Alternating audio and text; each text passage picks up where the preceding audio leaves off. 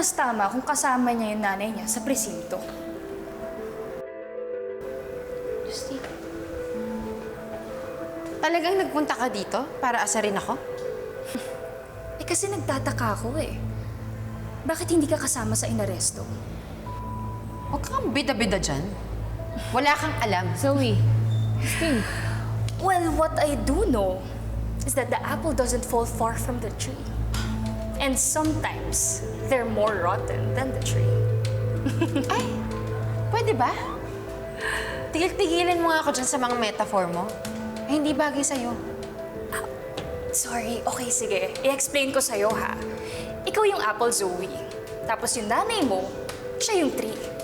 Kasi mas bulok pa yung ugali mo kesa sa nanay mo. Justine. Nandito ka lang, nagpapanggap ka na you're just doing the right thing. When in fact, parte to ng scheme nyo ng nanay mo. Para masundan yung mga criminal acts niya. Para may tao siya dito. Hindi ako kriminal! Zoe, Justine! Pwede ba? Lahat ng sinasabi mo, walang basis yan. Kaya pwede ba? Huwag ka nga mag-invento.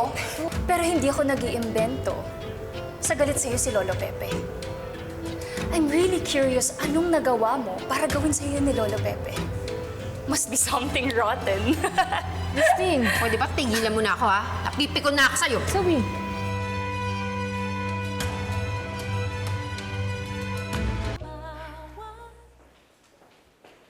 Sir, ready na mga press. Ha? Anong press? Ma'am, ihanda niyo po yung sarili ninyo dahil maya-maya po, ihaharap po namin kayo sa press. What? Gagawin niyo lang yun para pahiyain ako eh. Hindi ako papayag. That's not right!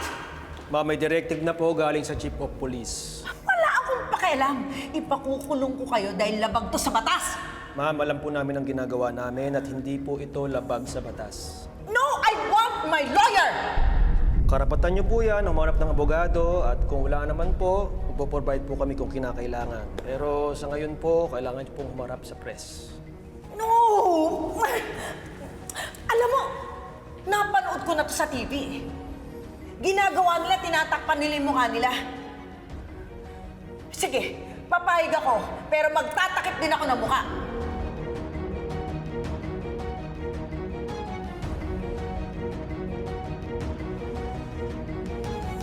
Alam mo, huwag ka na magpa-victim. Please lang, hindi bagay sa'yo.